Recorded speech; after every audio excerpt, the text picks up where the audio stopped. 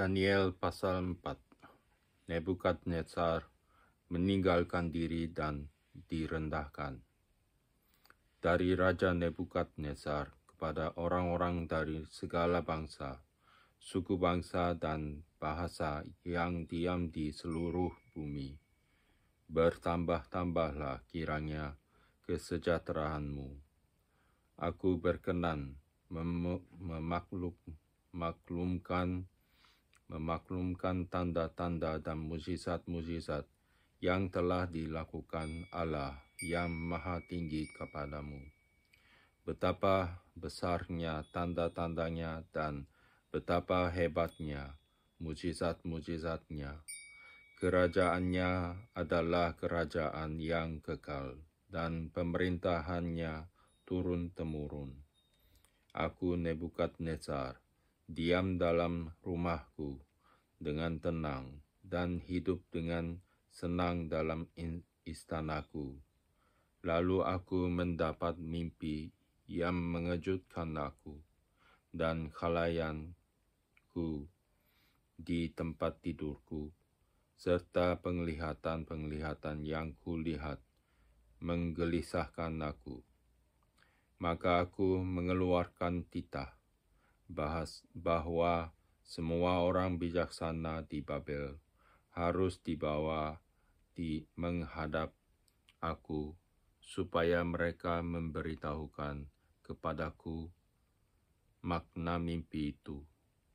Kemudian orang-orang berilmu, ahli jampi, para kasdim, dan ahli nujum datang menghadap, dan aku menceritakan kepada mereka mimpi itu, tetapi mereka tidak dapat memberitahukan maknanya kepadaku.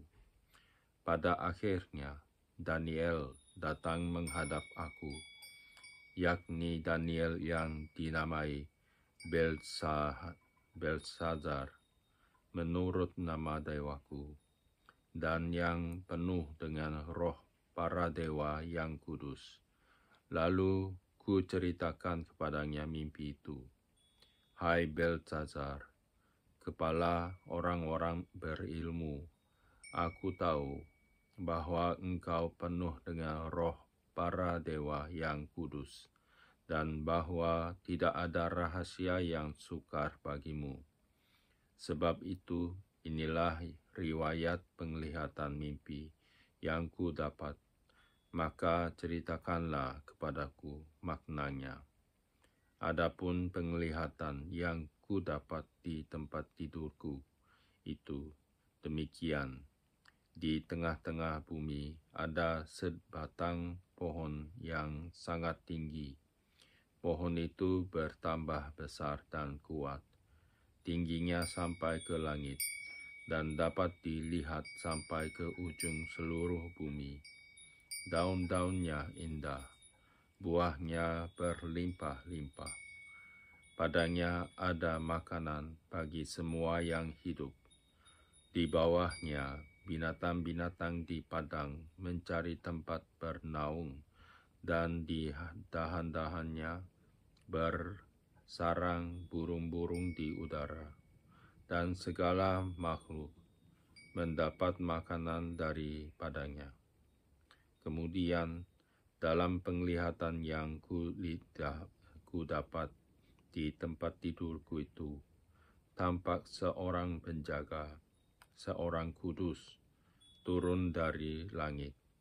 Ia berseru dengan nyaring.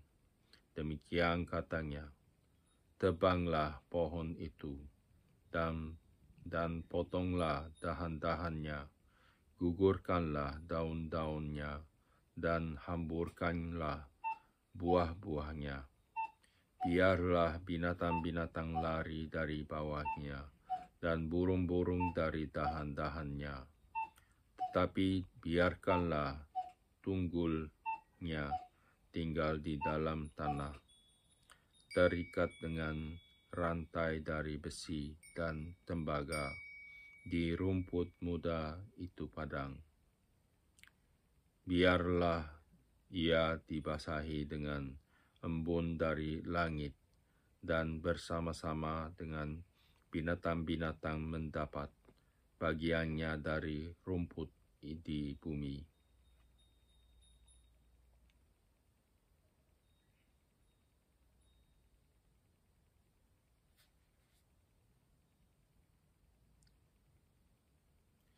Biarlah hati manusianya berubah dan diberikan kepadanya hati binatang.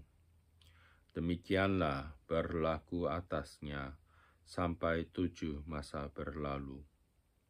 Titah ini adalah menurut putusan para penjaga, dan hal ini menurut perkataan orang-orang kudus, supaya orang-orang yang hidup tahu bahwa Yang Maha Tinggi berkuasa atas kerajaan manusia dan memberikannya kepada siapa yang dikehendakinya.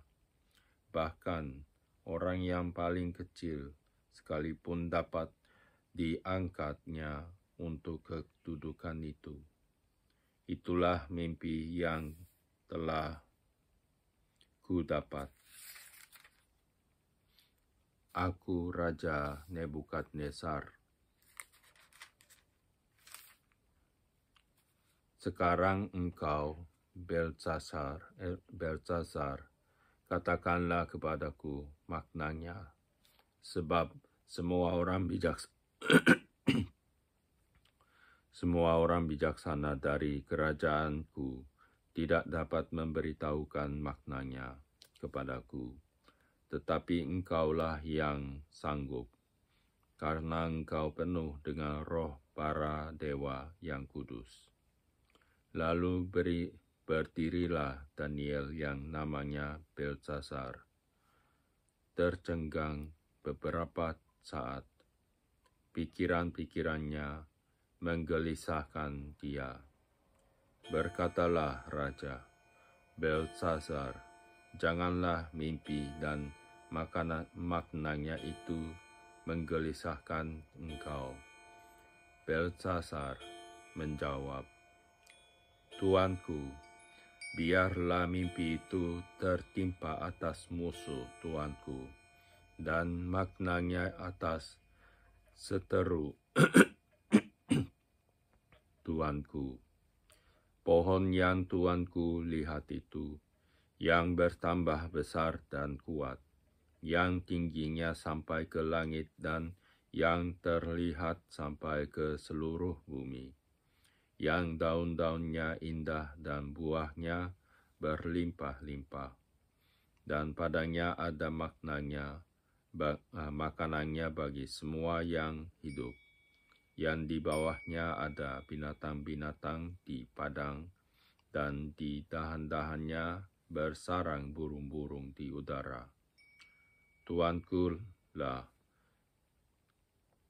Tuankulah itu, ya Raja Tuanku, yang telah bertambah besar dan kuat, yang kebesarannya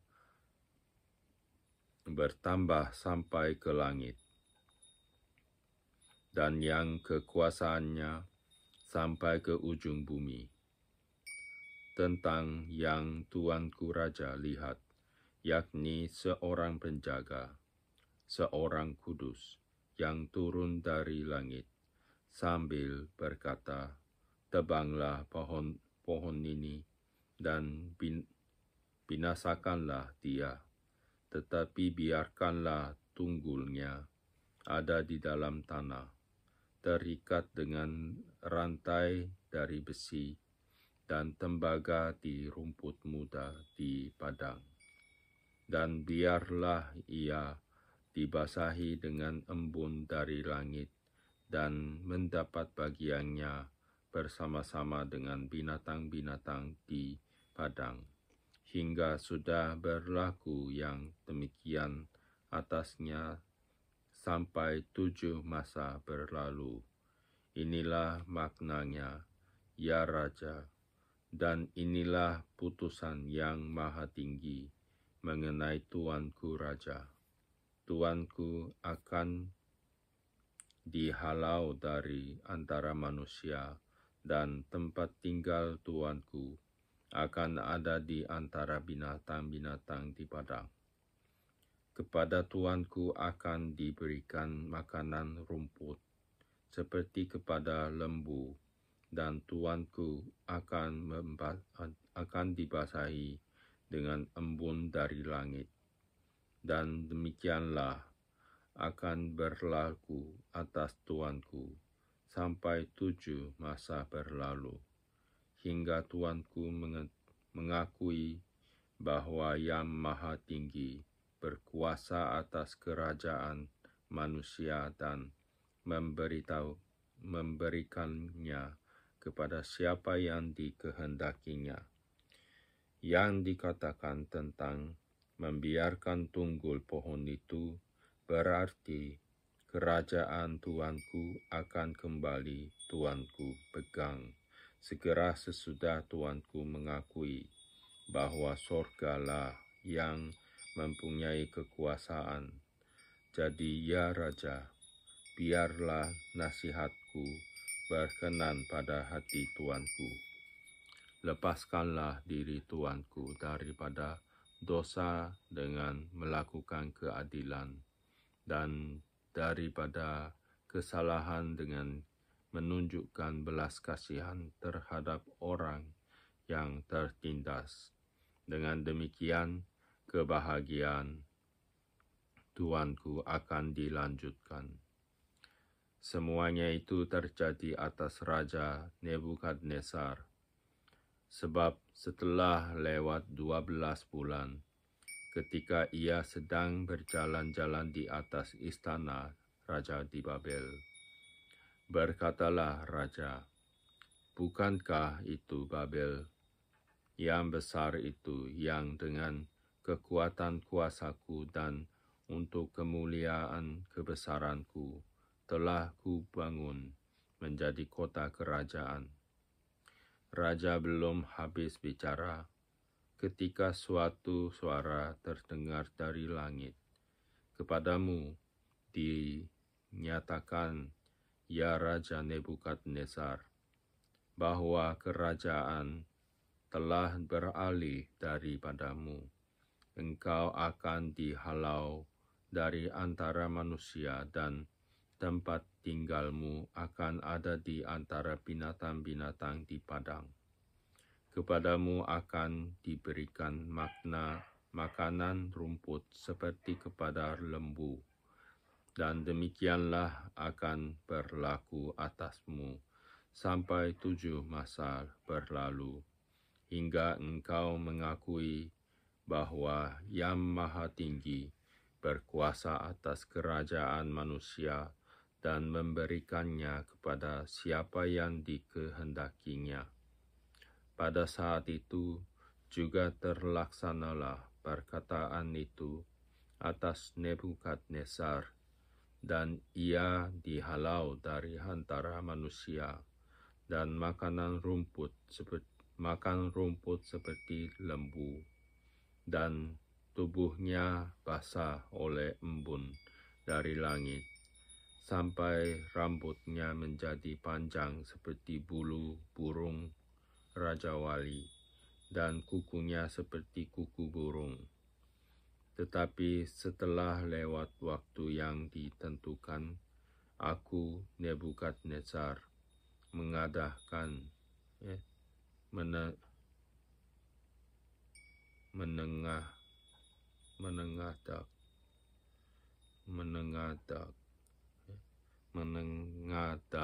ke langit, dan akal budiku kembali lagi kepadaku. Lalu aku memuji Yang Maha Tinggi, dan membesarkan dan memuliakan yang hidup kekal itu, karena kekuasaannya ialah kekuasaan yang kekal, dan kerajaannya turun-temurun. Semua penduduk bumi dianggap remeh. Ia berbuat menurut kehendaknya terhadap bala tentara langit dan penduduk bumi, dan tidak ada seorang pun yang dapat menolak tangannya dengan berkata kepadanya, apa yang kau buat.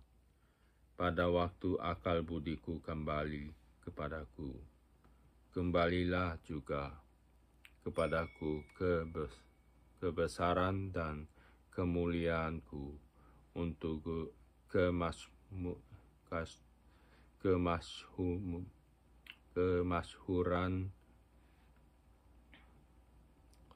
kerajaanku.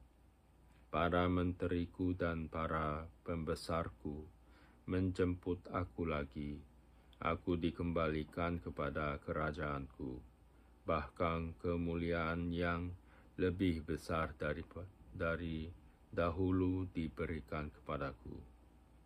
Jadi sekarang aku, Nebukadnezar, memuji, meninggikan, dan memuliakan Raja Sorga, yang segala perbuatannya adalah benar dan jalan-jalannya adalah adil, dan yang sanggup merendahkan mereka yang berlaku congkak. Pasal 5. Tulisan di dinding. Raja Belshazzar mengadakan perjamuan yang besar untuk para pembesarnya, 1.000 orang jumlahnya, dan di hadapan 1.000 orang itu ia minum anggur, dan dalam kemabukan anggur, Belshazzar menitahkan orang membawa perkakas dari emas dan perak yang telah diambil oleh Nebukadnezar, ayahnya, dari dalam bait suci di Yerusalem, supaya raja dan para pembesarnya, para istri dan para gundik mereka minum dari perkakas itu.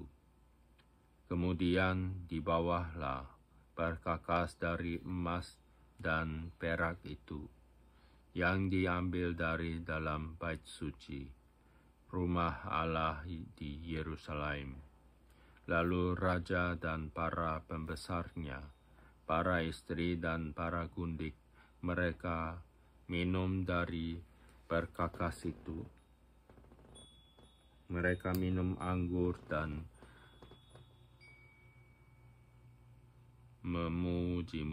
memuji-muji dewa-dewa dari emas dan perak, tembaga, besi, kayu, dan batu. Pada waktu itu juga tampaklah jari-jari tangan manusia menulis pada kapur dinding istana raja di depan kaki Dian, dan raja melihat punggung tangan yang sedang menulis itu. Lalu raja menjadi pucat, dan pikiran-pikirannya menggelisahkan dia. Sendi-sendi pangkal pahanya menjadi lemas, dan lututnya berantukan. Kemudian berserulah raja dengan keras, supaya para ahli jampi, para kastim, dan para ahli nujum di bawah menghadap. Berkatalah raja kepada para orang bijaksana di Babel itu, setiap orang yang dapat membaca tulisan ini dan dapat memberitahukan maknanya kepadaku, kepadanya akan dikenakan pakaian dari kain ungu, dan lehernya akan dikalungkan rantai emas, dan di dalam kerajaan ia akan mempunyai kekuasaan sebagai orang ketiga. Tetapi semua orang bijaksana dari raja yang telah datang menghadap tidak sanggup membaca tulisan itu dan tidak sanggup memberitahukan maknanya kepada raja. Sesudah itu sangatlah cemas hati Raja Belshazzar, dan ia menjadi pucat. Juga para pembesarnya terperanjat, karena perkataan raja dan para pembesarnya itu, masuklah permaisuri ke dalam ruang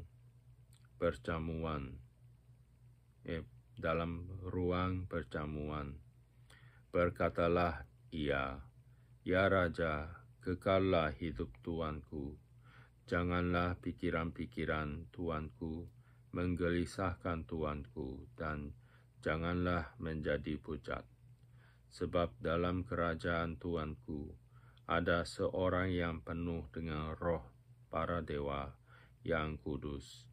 Dalam zaman ayah tuanku ada terdapat pada orang itu kecerahan, akal budi, dan hikmat yang seperti hikmat para dewa. Ia telah diangkat oleh Raja Nebukadnezar, ayah tuanku, menjadi kepala orang-orang berilmu, para ahli jampi, para kasdim, dan para ahli nujum. Karena pada orang itu terdapat roh yang luar biasa, dan pengetahuan dan akal budi, sehingga dapat menerangkan mimpi, menyingkapkan hal-hal yang tersembunyi, dan menguraikan kekusutan, yakni pada Daniel yang dinamai Beltesazar oleh raja. Baiklah, sekarang Daniel dipanggil, dan ia akan memberitahukan maknanya." Lalu dibawalah Daniel menghadap raja. Bertanyalah raja kepada Daniel, "Engkaulah Daniel itu, salah seorang buangan yang telah diangkut oleh raja ayahku dari tanah Yehuda. Telah ku dengar tentang engkau, bahwa engkau penuh dengan roh para dewa, dan bahwa padamu terdapat kecerahan, akal budi, dan hikmat yang luar biasa. Kepadaku telah dibawa orang-orang bijaksana, para ahli jampi, supaya mereka membaca tulisan ini dan memberitahukan maknanya kepadaku. Tetapi mereka tidak sanggup mengatakan makna perkataan itu. Tetapi telah ku dengar tentang engkau, bahwa engkau dapat memberikan makna dan dapat menguraikan kekusutan. Oleh sebab itu, jika engkau dapat membaca tulisan itu dan dapat memberitahukan maknanya kepadaku, maka kepadamu akan dikenakan pakaian dari kain ungu, dan pada lehermu akan dikalungkan rantai emas, dan dalam kerajaan ini engkau akan mempunyai kekuasaan sebagai orang ketiga." Kemudian Daniel menjawab raja, "Tahanlah hadiah tuanku, berikanlah pemberian tuanku kepada orang lain. Namun demikian, aku akan membaca tulisan itu bagi raja dan memberitahukan maknanya kepada tuanku. Ya tuanku raja, Allah yang Maha Tinggi telah memberikan kekuasaan sebagai raja, kebesaran, kemuliaan, dan keluhuran kepada Nebukadnezar, ayah tuanku, dan oleh karena kebesaran yang telah diberikannya kepadanya itu, maka takut dan gentarlah terhadap dia orang-orang dari segala bangsa, suku bangsa, dan bahasa. Dibunuhnya siapa yang dikehendakinya, dan dibiarkannya hidup siapa yang dikehendakinya. Ditinggikannya siapa yang dikehendakinya, dan direndahkannya siapa yang dikehendakinya. Tetapi ketika ia menjadi tinggi hati dan keras kepala, sehingga berlaku terlalu angkuh, maka ia dijatuhkan dari takhta kerajaannya, dan kemuliaannya diambil daripadanya. Ia dihalau dari antara manusia, dan hatinya menjadi sama seperti hati binatang, dan tempat tinggalnya ada di antara keledai hutan. Kepadanya diberikan makanan rumput, seperti kepada lembu, dan tubuhnya basah oleh embun dari langit, sampai ia mengakui bahwa Allah yang Maha Tinggi berkuasa atas kerajaan manusia, dan mengangkat siapa yang dikehendakinya untuk kedudukan itu. Tetapi tuanku Belshazzar, anaknya, tidak merendahkan diri, walaupun tuanku mengetahui semuanya ini. Tuanku meninggikan diri terhadap yang berkuasa di sorga, berkakas dari baitnya di bawah orang kepada tuanku. Lalu tuanku serta para pembesar tuanku, para istri dan para gundik tuanku telah minum anggur dari perkakas itu. Tuanku telah memuji-muji dewa-dewa dari perak dan emas, dari tembaga, besi, kayu, dan batu, yang tidak dapat melihat, atas mendengar, atau mengetahui. Dan tidak tuanku muliakan Allah, yang menggenggam nafas tuanku dan menentukan segala jalan tuanku. Sebab itu ia menyuruh punggung tangan itu, dan dituliskanlah tulisan ini. Maka inilah tulisan yang tertulis itu: Mene, Mene, Tekel, Upharsin. Dan inilah makna perkataan itu: Mene, masa pemerintahan tuanku dihitung oleh Allah dan telah diakhiri. Tekel, tuanku ditimbang dengan neraca dan didapati terlalu ringan. Peres, kerajaan tuanku dipecah dan diberikan kepada orang Media dan Persia. Lalu atas titah Belshazzar dikenakanlah kepada Daniel pakaian dari kain ungu, dan pada lehernya dikalungkan rantai emas, dan dimaklumkanlah tentang dia, bahwa di dalam kerajaan ia akan mempunyai kekuasaan sebagai orang ketiga. Pada malam itu juga terbunuhlah Belshazzar, raja orang Kasdim itu. Pasal 6. Gua Singa. Darius orang Media menerima pemerintahan ketika ia berumur 62 tahun. Lalu berkenanlah Darius mengangkat 120 wakil-wakil raja atas kerajaannya. Mereka akan ditempatkan di seluruh kerajaan. Membawahi mereka diangkat pula 3 pejabat tinggi, dan Daniel adalah salah satu dari ketiga orang itu. Kepada merekalah para wakil-wakil raja harus memberi pertanggungan jawab, supaya raja jangan dirugikan.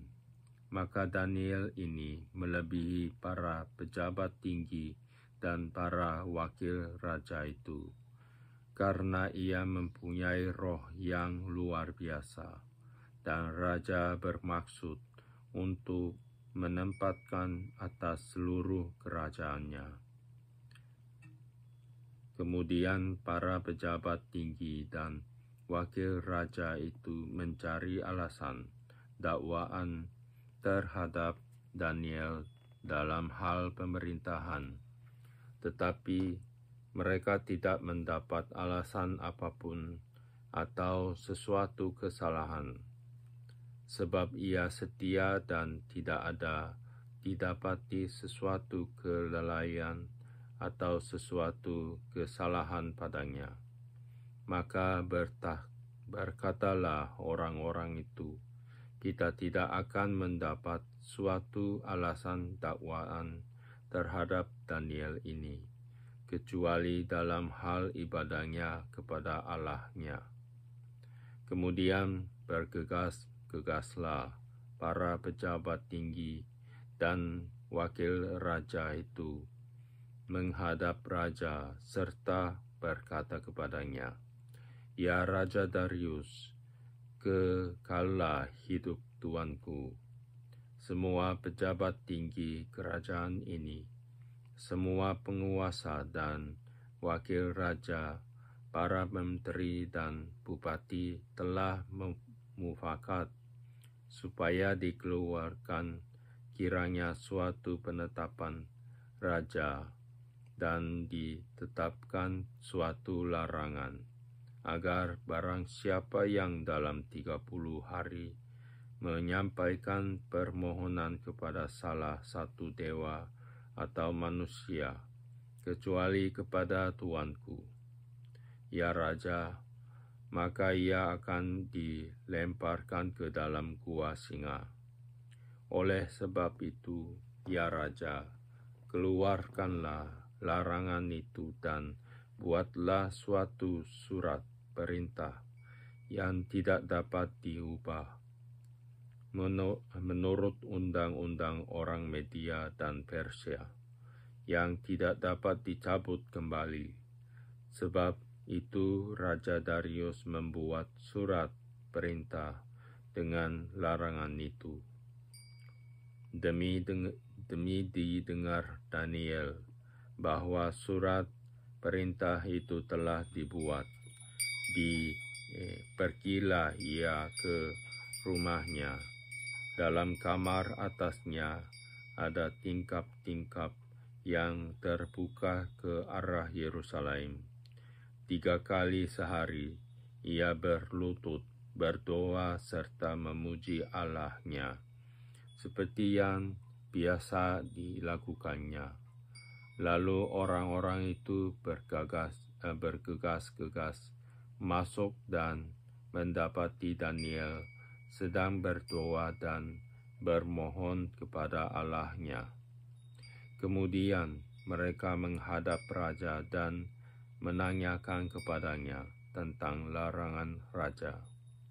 Bukankah tuanku mengeluarkan suatu larangan supaya setiap orang yang dalam 30 hari menyampaikan permohonan kepada salah satu dewa atau manusia, kecuali kepada tuanku, ya Raja, akan dilemparkan ke dalam gua singa?" Jawab raja, "Perkara ini telah pasti menurut undang-undang orang Media dan Persia, yang tidak dapat dicabut kembali." Lalu kata mereka kepada raja, "Daniel, salah seorang buangan dari Yehuda, tidak mengindahkan tuanku, ya Raja, dan tidak mengindahkan larangan yang tuanku keluarkan. Tetapi 3 kali sehari ia mengucapkan doanya.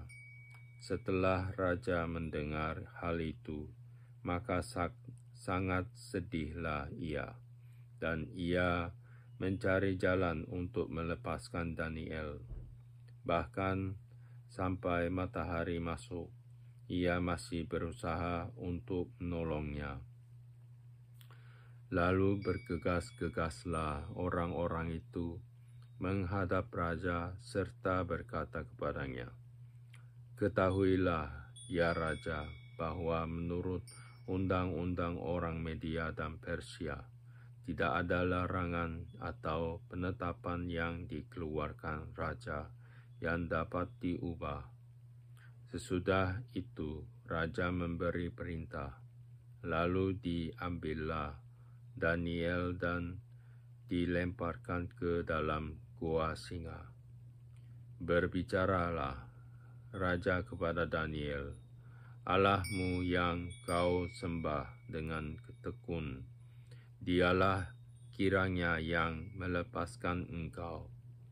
Maka dibawalah sebuah batu dan diletakkan pada mulut gua itu.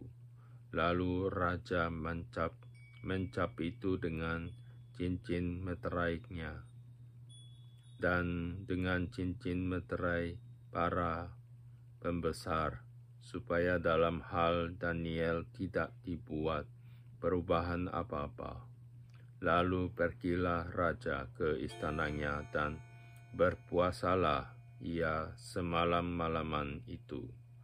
Ia tidak menyuruh datang penghibur-penghibur, dan ia tidak dapat tidur.